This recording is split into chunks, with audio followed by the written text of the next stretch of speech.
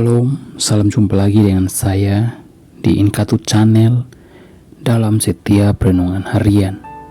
Doa dan harapan saya kita semua tetap sehat selalu dalam lindungan Tuhan. Firman Tuhan buat kita pada hari ini terambil dalam Matius pasal 13 ayat 1 sampai ayat yang ke-23. Perumpamaan tentang seorang penabur. Pada hari itu keluarlah Yesus dari rumah itu dan duduk di tepi danau. Maka datanglah orang banyak berbondong-bondong, lalu mengerumuni dia, sehingga ia naik ke perahu dan duduk di situ. Sedangkan orang banyak semuanya berdiri di pantai. Dan ia mengucapkan banyak hal dalam perumpamaan kepada mereka. Katanya, adalah seorang penabur keluar untuk menabur. Pada waktu ia menabur, sebagian benih itu jatuh di pinggir jalan. Lalu datanglah burung dan memakannya sampai habis. Sebagian jatuh di tanah yang berbatu-batu, yang tidak banyak tanahnya. Lalu benih itu pun segera tumbuh, karena tanahnya tipis. Tetapi sesudah matahari terbit, layulah ia dan menjadi kering karena tidak berakar. Sebagian lagi jatuh di tengah semak duri. Lalu makin besarlah semak itu dan menghimpitnya sampai mati. Dan sebagian jatuh di tanah yang baik lalu berbuah. Ada yang 100 kali lipat, ada yang 60 kali lipat, ada yang 30 kali lipat. Siapa bertelinga, hendaklah ia mendengar. Maka datanglah murid-muridnya dan bertanya kepadanya, mengapa engkau berkata-kata kepada mereka dalam perumpamaan? Jawab Yesus, kepadamu diberi karunia untuk mengetahui rahasia kerajaan sorga, tetapi kepada mereka tidak. Karena siapa yang mempunyai, kepadanya akan diberi, sehingga ia berkelimpahan. Tetapi siapa yang tidak mempunyai, apapun juga yang ada padanya, akan diambil daripadanya. Itulah sebabnya aku berkata-kata dalam perumpamaan kepada mereka. Karena sekalipun melihat, mereka tidak melihat, dan sekalipun mendengar, mereka tidak mendengar dan tidak mengerti. Maka pada mereka genaplah nubuat Yesaya yang berbunyi, kamu akan mendengar dan mendengar, namun tidak mengerti. Kamu akan melihat dan melihat, namun tidak menanggap. Sebab hati bangsa ini telah menebal, dan telinganya berat mendengar, dan matanya melekat tertutup, supaya jangan mereka melihat dengan matanya, dan mendengar dengan telinganya, dan mengerti dengan hatinya, lalu berbalik sehingga aku menyembuhkan mereka. Tetapi berbahagialah matamu karena melihat dan telingamu karena mendengar. Sebab aku berkata kepadamu, sesungguhnya banyak nabi dan orang benar ingin melihat apa yang kamu lihat, tetapi tidak melihatnya, dan ingin mendengar apa yang kamu dengar, tetapi tidak mendengarnya. Karena itu, dengarlah arti perumpamaan penabur itu.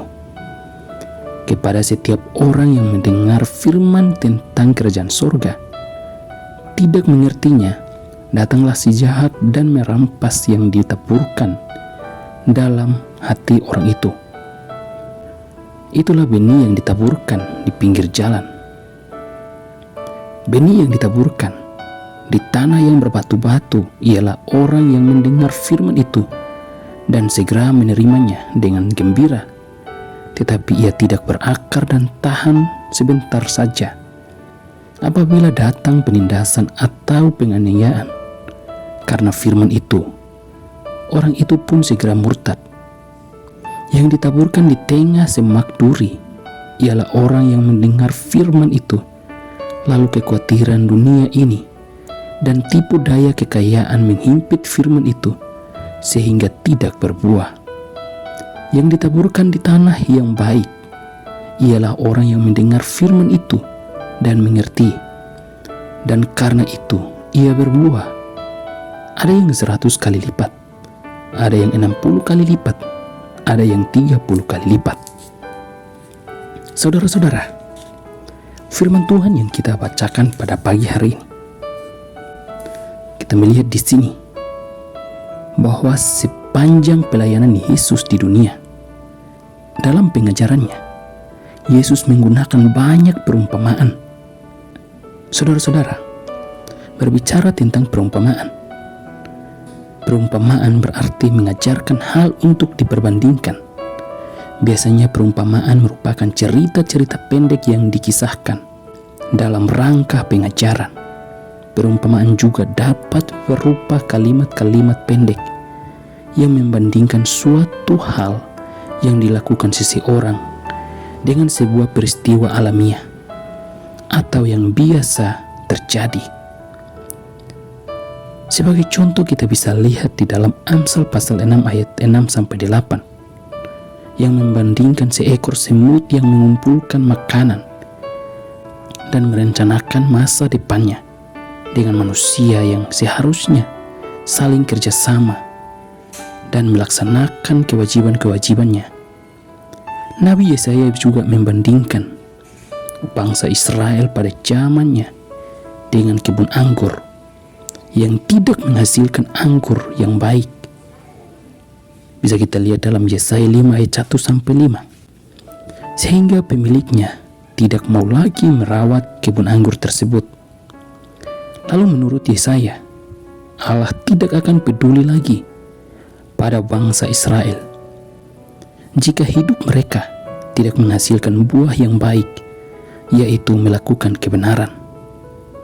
Hal ini juga kita bisa lihat di dalam Injil Matius, Markus, dan Lukas.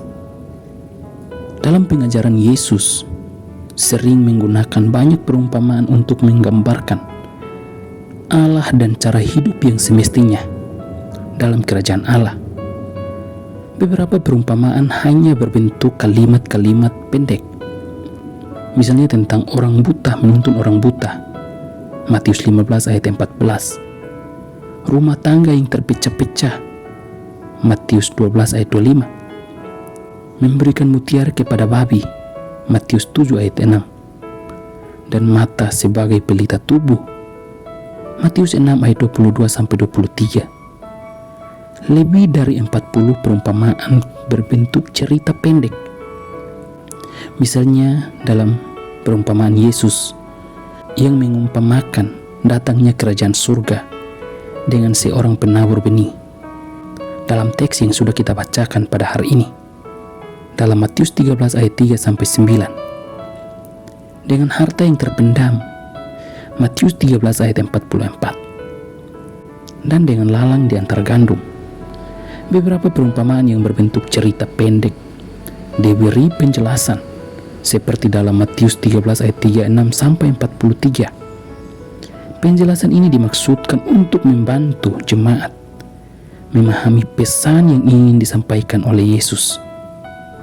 Lukas juga memiliki sejumlah perumpamaan yang cukup terkenal, seperti orang Samaria yang murah hati, Lukas 10 ayat 30-37. Orang kaya yang bodoh, Lukas 12 ayat 16-21. Hakim yang tidak benar, Lukas 18 ayat 1-8. Dan anak yang hilang, Lukas 15 ayat 1-32. Jadi berbicara tentang perumpamaan, rupanya perumpamaan ini sudah digunakan berulang-ulang kali dalam perjanjian lama. Sehingga dalam pengajaran Yesus sewaktu melayani di dunia, Yesus banyak menggunakan perumpamaan dengan tujuan orang-orang yang mendengarnya cepat mengerti. Dalam perumpamaan ini menjadi jurang pemisah antara orang-orang yang mengerti dan orang-orang yang tidak mengerti tentang ajaran Yesus. Ada orang yang berbondong-bondong datang hanya untuk mendengar pengajaran Yesus, namun mereka tidak melakukannya. Ada juga yang datang hanya untuk mencari kesalahan Yesus sewaktu Yesus melayani. Itulah sebabnya perumpamaan ini ditujukan kepada mereka yang tidak mengerti, maka selamanya mereka tidak akan memahami apa yang disampaikan Tuhan, karena hati mereka telah tertutup akan kebenaran firman Tuhan. Sama halnya dengan kehidupan kita setiap hari. Pada saat kita mendengar firman Tuhan yang disampaikan kepada kita, kadang-kadang kita menerima, kadang-kadang kita menolak. Atau firman Tuhan yang kita bacakan, kadang-kadang kita menerima, kadang-kadang kita menolak. Terhadap orang yang menolak kebenaran firman Tuhan, yang hanya membaca firman Tuhan untuk mencari kesalahannya, maka sama halnya mereka itu adalah orang yang hanya mau mencari kesalahan kebenaran firman Tuhan. Ketika kita baca Alkitab, jangan kita mencari kesalahan yang ada di Alkitab, tetapi marilah kita belajar firman Tuhan untuk kita menerima dan melakukan kebenaran firman Tuhan itu. Mari kita berdoa.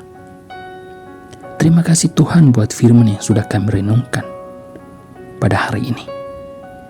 Biarlah firman yang kami dengarkan atau yang kami renungkan ini, kami selalu dikuatkan dan diteguhkan iman kepercayaan kami, agar kami bukan hanya mau menjadi pendengar saja, tapi kami menjadi pendengar dan pelaku firman-Mu yang hidup di dalam hidup kami. Seringkali kami menolak firman-Mu, tetapi pada saat ini kami mau terima berita Injil-Mu. Kami mau percaya tentang firman-Mu yang menyelamatkan kami. Engkau telah mengaruniakan hidup itu di dalam Kristus Yesus.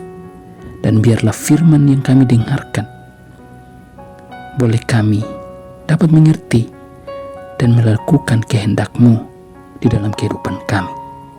Dan hamba juga berdoa buat mereka yang mendengar renungan singkat pagi hari ini. Tuhan berkati mereka dimanapun mereka berada. Yang sakit juga Tuhan sembuhkan, yang di tempat kerja juga Tuhan berkati. Apapun pergumulan dan persoalan mereka, Tuhan berkati. Dalam nama Tuhan Yesus kami berdoa. Amin.